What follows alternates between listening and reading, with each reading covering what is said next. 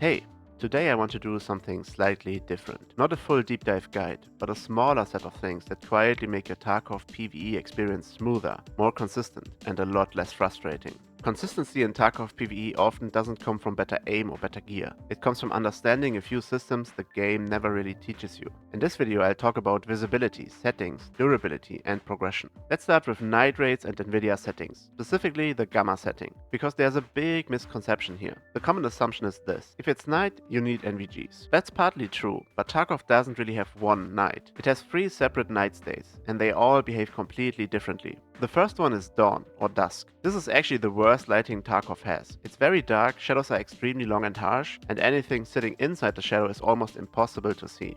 This is especially bad during summer season. Gamma doesn't really save you here.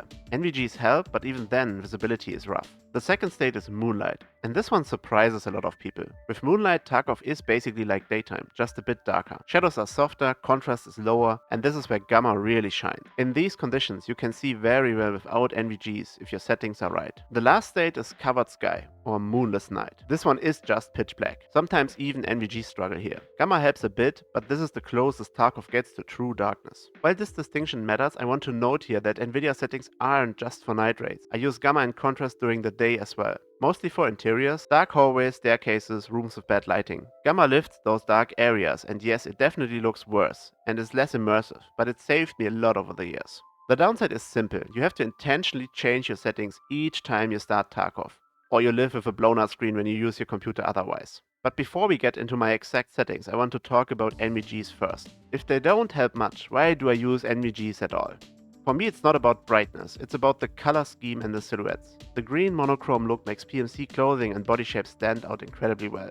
And with PostFX allowing black and white NVGs, this effect is even stronger. Targets pop much harder than with normal lighting. So my actual advice here is not never use NVGs or always use NVGs, it's always adjust your settings for your needs. Okay, now let's take a look at my NVIDIA control panel. As you can see, I increased digital vibrance because I like the more saturated look. That's a preference, but around 75% is a good baseline. I also run my gamma higher by default. Mine sits at 1.4, even outside of Tarkov. The reason is simple: I use Windows Night Shift a lot. My screen is warm and orange most of the time, which is much easier on my eyes. And the higher gamma compensates for that to increase clarity. For Tarkov specifically, I push gamma up to 2. Sometimes I add a bit of brightness as well.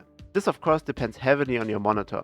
I'm using an LG with a basic standard profile. If you don't have an NVIDIA card, that's fine. You can achieve similar results by adjusting your monitor directly. The principle is the same, but the settings might have different names depending on the brand. NVIDIA settings are quick and easy to access, so I definitely prefer to do it this way. Next tip is about keybinds, and this one is way more powerful than it looks. Tarkov's keybind system is insane. You can use press, release, continuous press, and double tap on the same key. That allows for some really clean setups once you start thinking about it. In my Mets video I showed that you can bind 2 actions to the same key by using press and release. We are doing the exact same thing here. For this tip, we bind inspect weapon and fix malfunction to the same key. I use L. Inspect weapon on press, check chamber and fix malfunction on release. One important thing to understand here: this doesn't always work on the first tap. The character needs a moment to recognize the malfunction before it can be fixed, so you usually press the key, hold it very briefly, and then release it. Sometimes you might need to press it a few times. This matters a lot more in PvP, where you can't look away from the screen or you don't want to think about multiple keys. In PvE you usually have time. You can retreat, take cover, and deal with it calmly. Still, this setup is faster, cleaner, and reduces mental load.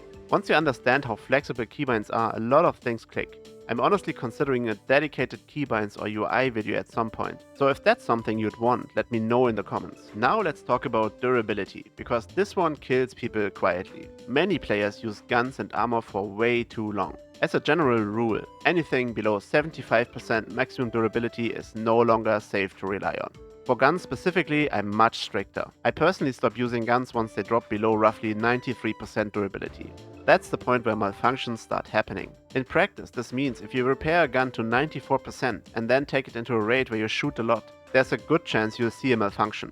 This is especially true for weapons like the Meta M4, which burns durability very quickly. Bolt actions are a different story. They lose durability much slower, they behave differently. You rarely, if ever, see a jammed gun here, but misfires can happen. And then there are guns like the ASVL, VSS or SR3M. Those are notorious, they jam extremely fast. For those I always bring a fresh one every raid.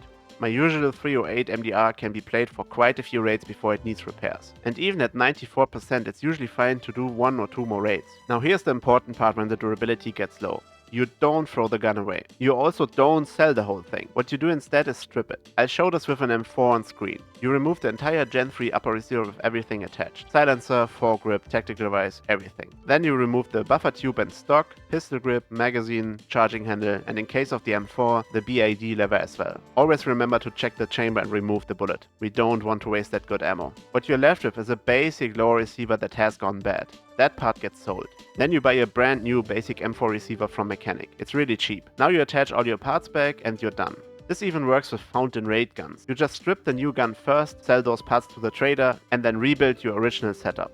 This saves you a lot of money and keeps your builds consistent. One important note at this point: the resulting gun counts as a new gun. Meaning once you play your first raid, make sure to set the gun back on full auto. This almost killed me a few times, even recently against Killer. Next up, the Cultist Circle. I explained this in detail in my hideout video, so I'll keep it short. The key number to remember is 400,000 rubles in value. If you put items worth more than that into the Cultist Circle, you have a 25% chance to get the good 6-hour timer. That one can reward quest items and hideout items you are missing. The other 75% of the time you get the 14-hour timer, which usually returns high value items, keys and keycards. Still very good. My go-to way here is the G28 patrol from Peacekeeper level 3. It only costs 1 lab card, which is around 170,000 rubles. But the gun's basic value is over 400k. That's exactly what we want. Cultist Circle is just broken by concept. Build this early and keep it running. It can even reward missing copper items once you're on that quest.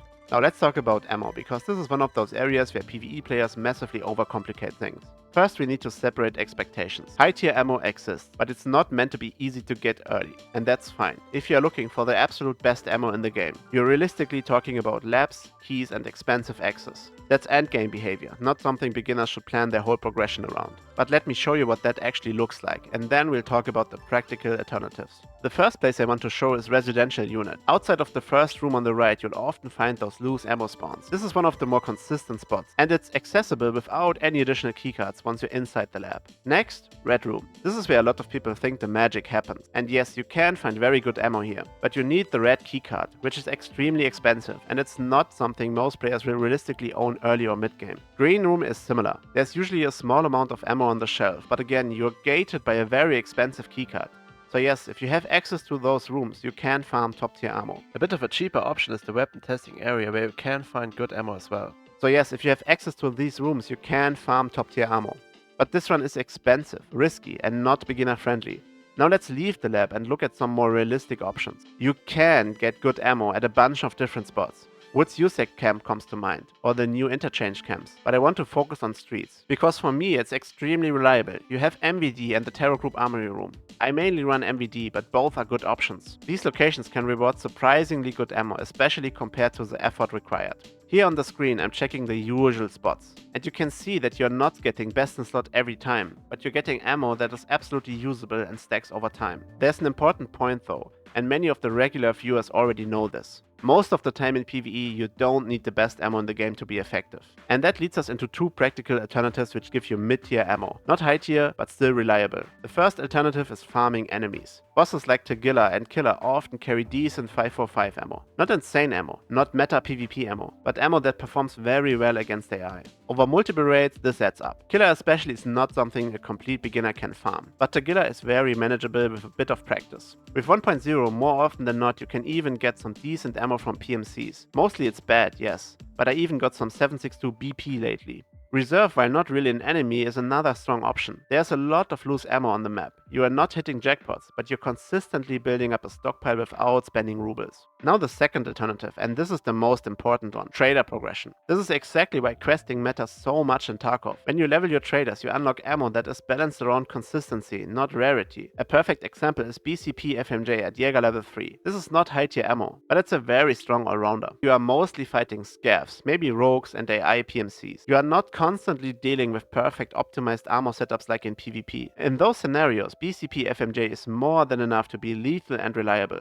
This is also where understanding penetration thresholds matters. You don't need to memorize armor charts. You don't need to chase the highest numbers. What matters is crossing certain breakpoints, and once you're above those, ammo choice becomes much simpler. I explain that in detail in my ammo video. including why 37 penetration is such an important number, and how that simplifies your decisions massively. So the takeaway here is this. Yes, high tier ammo exists. Yes, you can farm it. But for most newer PvE players, mid tier ammo plus good decision making is enough. Chasing the best ammo too early usually costs more time, money, and mental energy than it's worth.